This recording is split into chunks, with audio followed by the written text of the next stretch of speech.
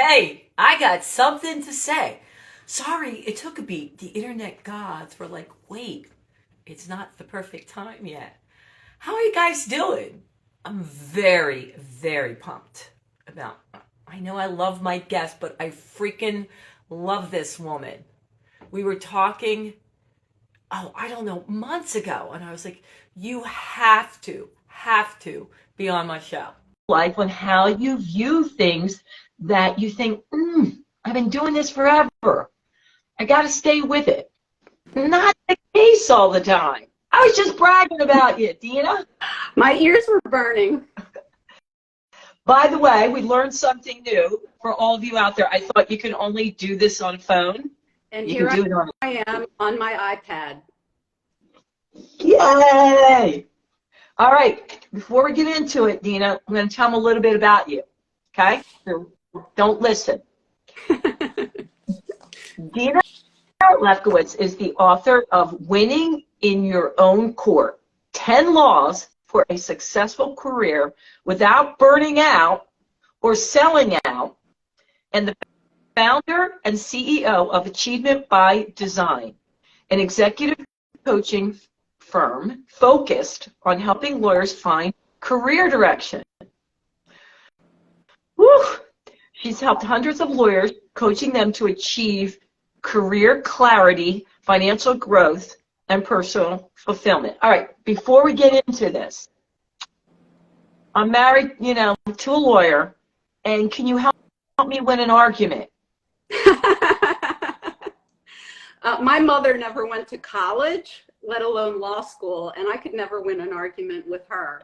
So when it's a personal relationship, some of those lawyers really don't do anything to help you, I'm sorry to say. Well, I can tell you this. The way he debates and doesn't get angry, like stays neutral, has helped me in business for myself. Like learning to take a step back and not get, overly emotional. Now, I can't tell you I do that at all times. There are times I have jumped on tables, but it does help me for the most part. Nobody's 100%. And as a former litigator, I did have to learn how to handle myself under pressure. And I'm sure that your husband is using some of those tricks too. Yes. But let's get into your biggest statement, which I freaking love. When I asked Dena, what do you want to tell women around the world and men that are listening? She said, don't double down on past decisions that aren't serving you anymore. We all do that. Why do we do that? I'm going to tell you.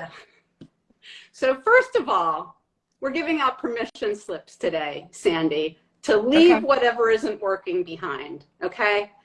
And let's talk first about why we get stuck. And I'll just give you a great example that most people have some experience with. Maybe you have a friend that you knew in childhood or that you knew from a former job, but you don't have that much in common and you don't really like her anymore, and yet you keep spending time together. Why? The most common answer is because I've already invested so much in the friendship. And gamblers think this way too. They're trying to recoup what they've already invested by spending more money. But is that really an investment or an expenditure?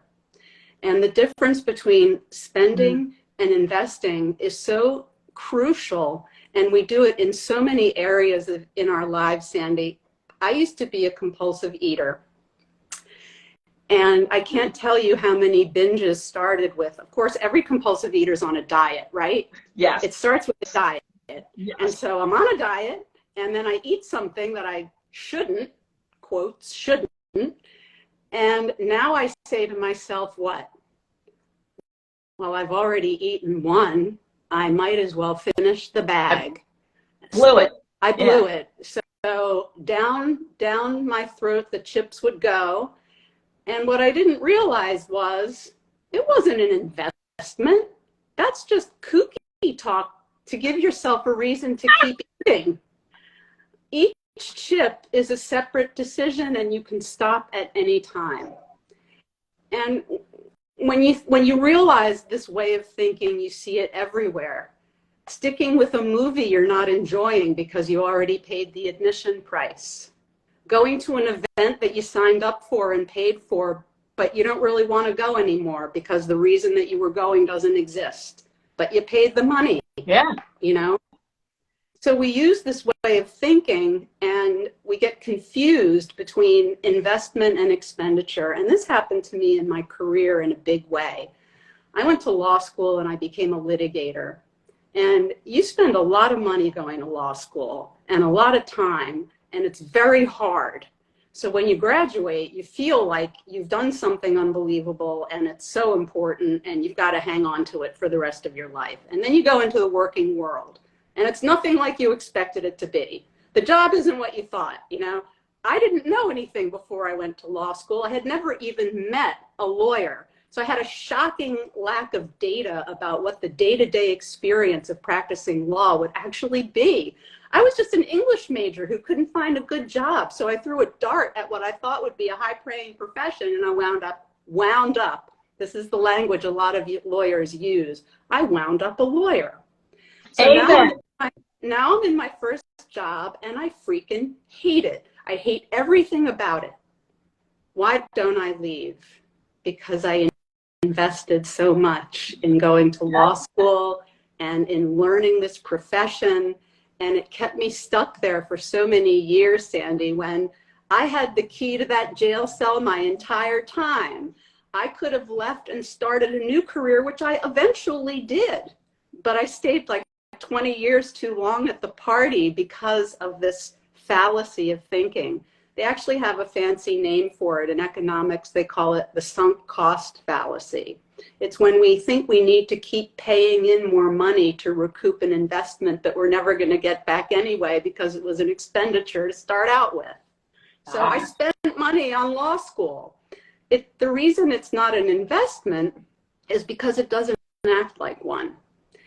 What happens when you invest in a stock?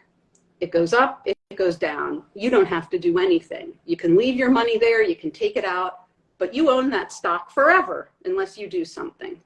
Well, an expenditure doesn't work that way. If you have a job that you spent 20 years doing, it's not an investment, because unless you can stop doing the job and keep collecting the salary, it's not an investment, it's a job. And if you start to think about it that way, it opens up the world of decision making. I'm not the only person, obviously, who stayed in the law too long. I really started thinking about this dilemma when I had a client come to me. She had been a lawyer for 20 years. She was successful. She was in a private practice law firm. She was a partner, an equity partner, and she got a great job from one of the financial institutions that she had as a client. Such a good job. Stock options, enormous salary, all the great stuff.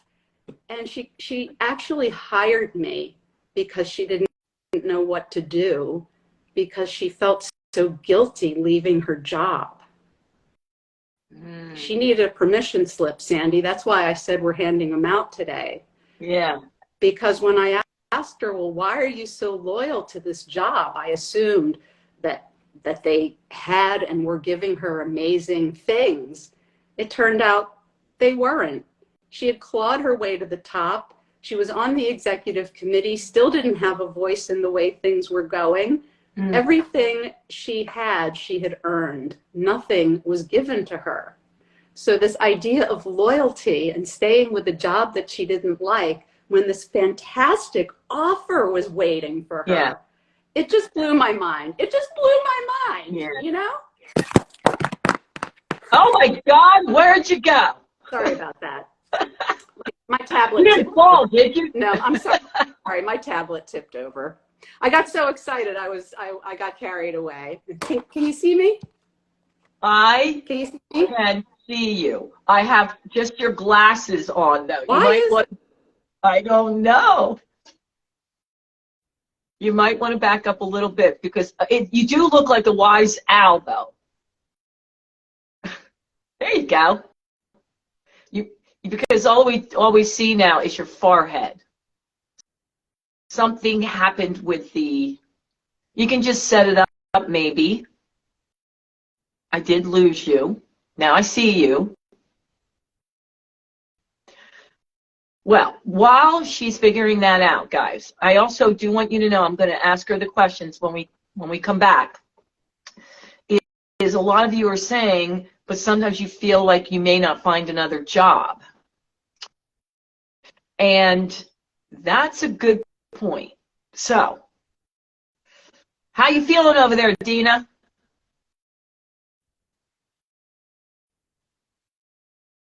Can you hear me? Now? Yes. Yeah. So what the question is, what happens if you lose your job? I can't, it's hard for me to stop looking at how I'm looking like the Wizard of Oz Well, you here. look like an owl. You look like a wise owl. Yeah. Okay, not exactly what I was going for. So let me see if I can just change it a little bit. How's that? Well, now you're sideways. All right. Well, I guess I'm just going to have to live with this. Unless you back up. Just put it somewhere and then back up a lot. I will do that. There you go. Perfect. All right. Perfect. Okay. Told you it's live. I'll it's all try good. not to all right. So, get too excited. Okay. So what people are asking, I'm getting a lot of these, and we want to go through, is that, for example, there's this one gal, she's in her 50s, and she doesn't like the type of law that she's practicing for, since she got out of college. But she doesn't want to leave law. It's not because of the investment. Isn't it difficult to change and get another career at that stage of your game if you're in your 50s? Well, yes and no. It's a challenge, but it's not an impossible challenge because so many people are doing it now, Sandy. People aren't staying around for the gold watch anymore in this life. People are moving around. And so you see a lot of people doing midlife career changes. I did it. I changed careers in my 50s, my late 40s, early 50s. I wrote my first book when I was 60. So it's really not too late to do something different. Now you might have to accept that there are going to be some drawbacks to it, right? If you're going to do a full transformation or a full career pivot, you might have to take a sidestep. You might make a little less money for a while. There might be some sacrifices to it. You might have to get a little bit more education. But would you rather keep doing something that you hate for the rest of your life? If you're 50, you're probably going to be working for another 15, 20 years. Do you want to keep doing what you hate, or do you want to take a pivot? Maybe you'll have a couple of lean years, and then maybe you won't want to retire at all because you'll be liking what you do instead. Yeah. By the way, there's this young lady says, can you have Dena call my parents? They paid for my law school. I've been in it for 3 years. I hate it. I want to leave. But they're saying I can't because they paid for my education. She wants to be a dance instructor. Well, that sounds like a great thing to do. Because if you're a dance instructor and that's really what you want to be doing, then you won't be crying on Sunday nights when it's time to go back to work. That's true. And what you bring up is a really great example of some of the sacrifices that you might have to make, because being a dance instructor probably won't pay as much as being a lawyer does. Yeah, correct. But that's where your values come in. What's important to you in life? What makes you get up out of bed in the morning? For some people, it is a big paycheck. I can tell you, for me, it isn't. And so for me, the quality of what I was doing, my interest level in it, my passion for it, that was always important to me. So when I was a miserable lawyer in civil litigation, I went to a coach and started really thinking about my values. What did I want? And I ended up taking a big pay cut to join the in-house counsel legal staff of the School District of Philadelphia. Oh. And I felt like I bought my life back because I was doing work that really interested me, that I really cared about, that I was passionate about, with people that I liked. And so the money part didn't matter to me as much. I was happy. I was happy with the practice of law for the first time in my career. And I was 13 years in. So I made several pivots after that. And I was in my 40s and 50s when I was doing these things. So I don't believe in it's too late. I wrote a book and there's a chapter called It's Not Too Late. I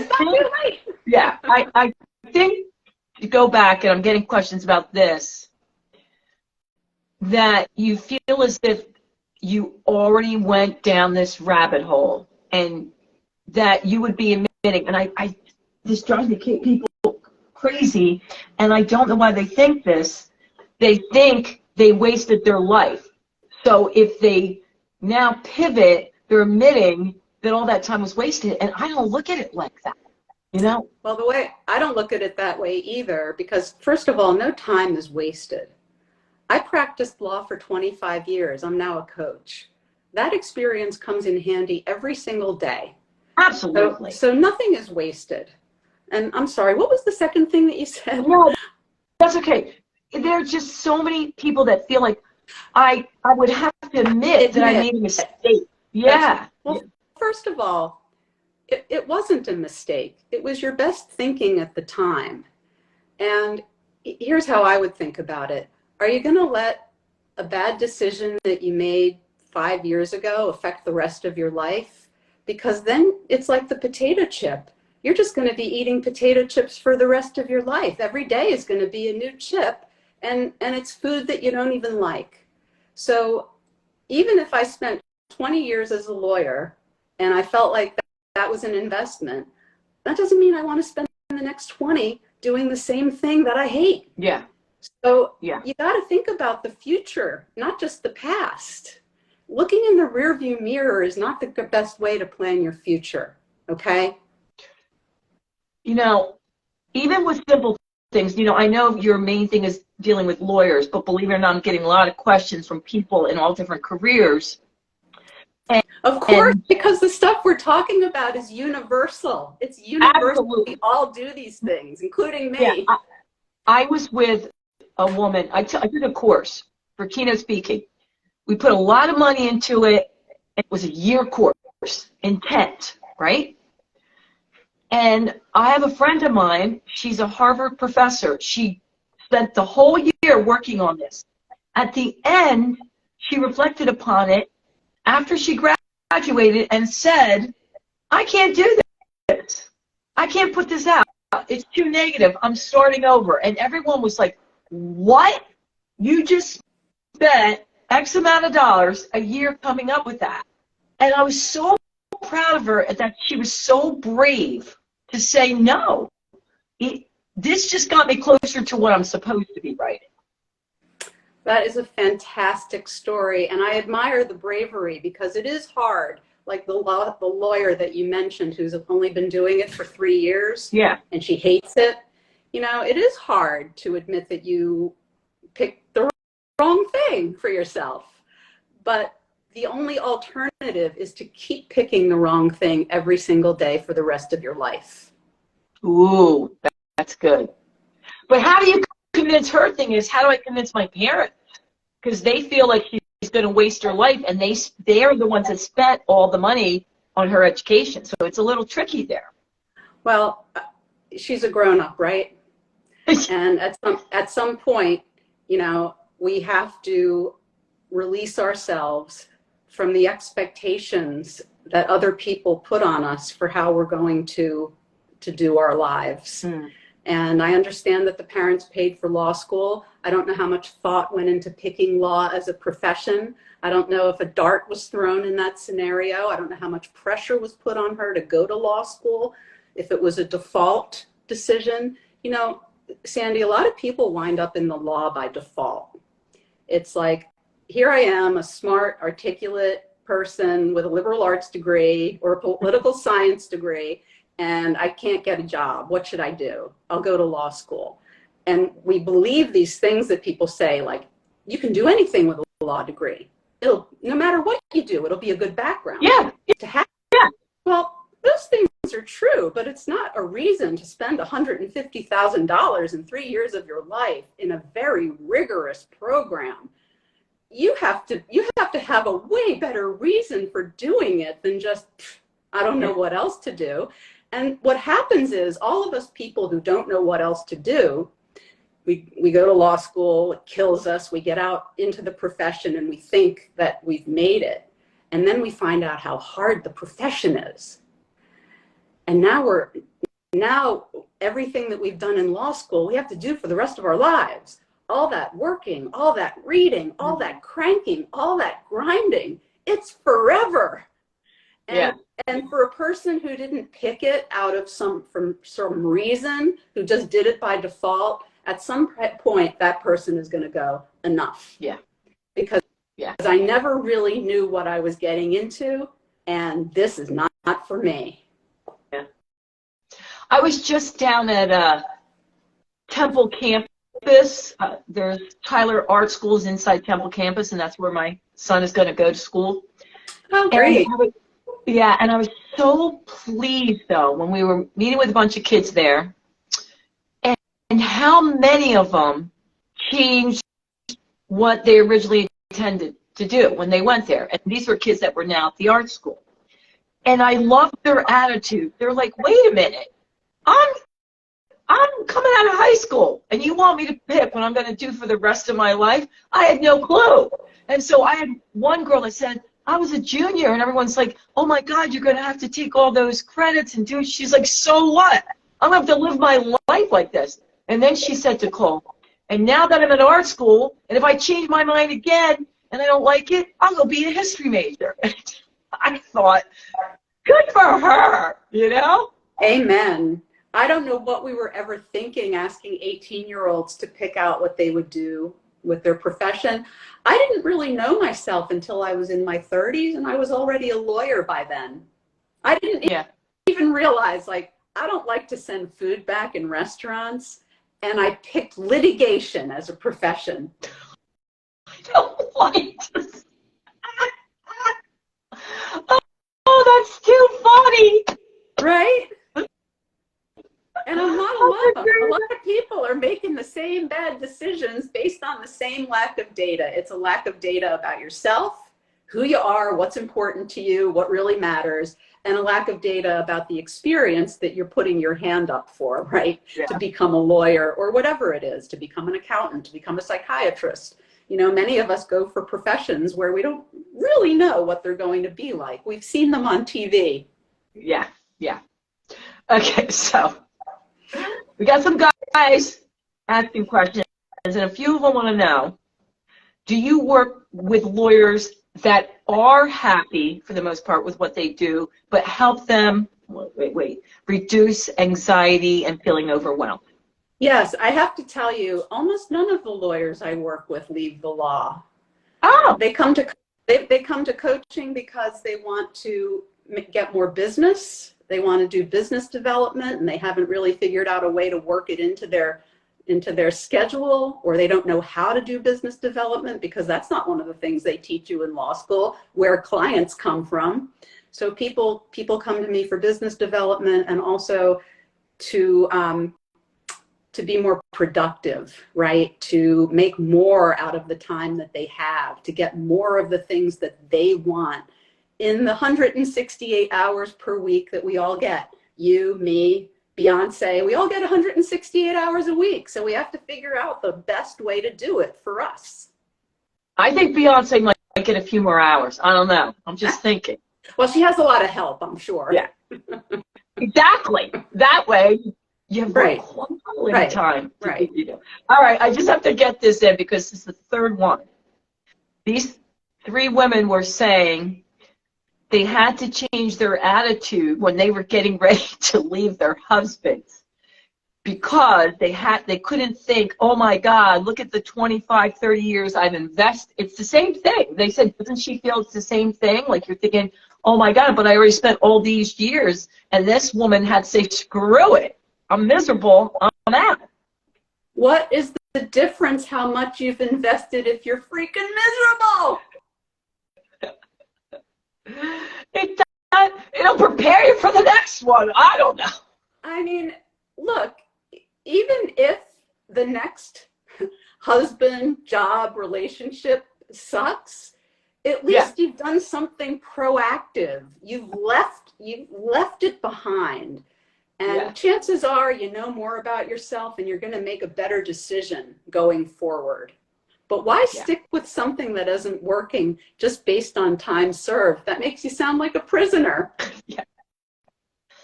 So I want to go back to this because we are getting questions about what we talked about.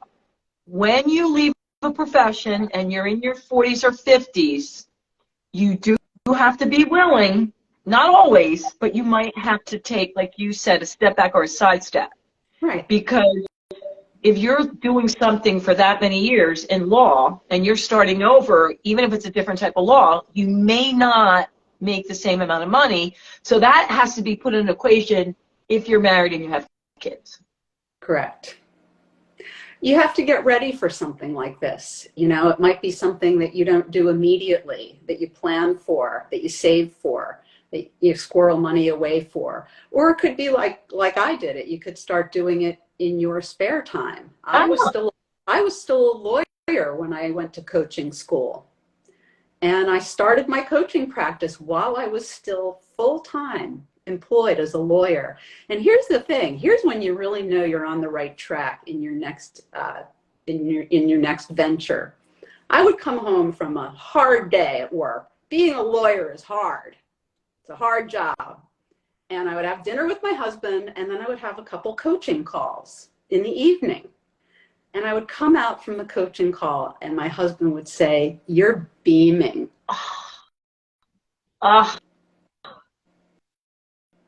Okay? After a full day practicing law. Okay? So I did that for about 5 years. I was a lawyer by day and a coach by night, by weekend, by whenever I could do it. And I was building my skills. I was learning the profession. I was putting the building blocks in for my business. I was doing my website. I was writing articles for the Legal Intelligencer. I was giving speeches. I was starting to become what I am now. And it wasn't an overnight thing. It was a metamorphosis.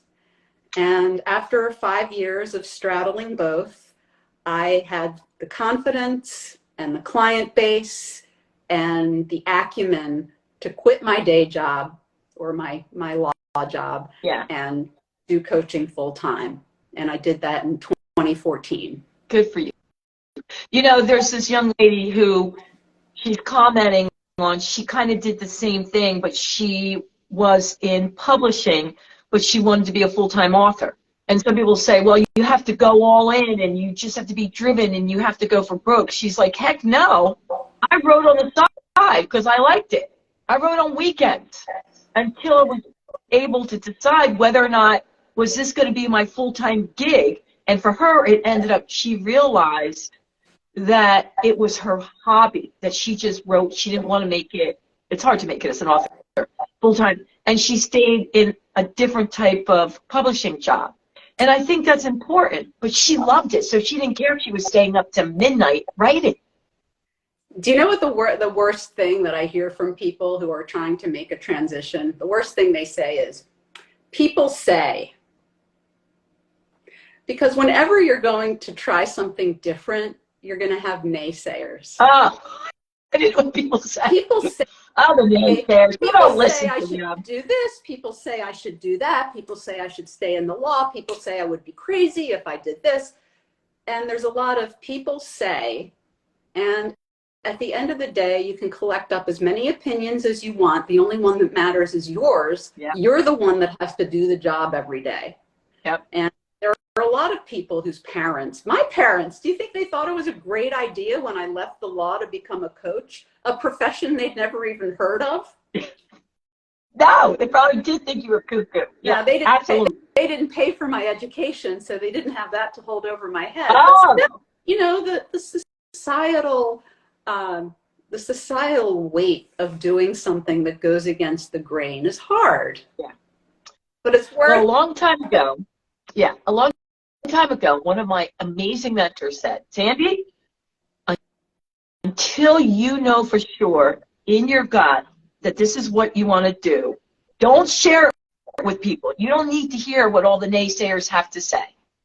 He's like, but once you're sure, then tell them whatever you want, because they can't rock you, because you know you're doing it.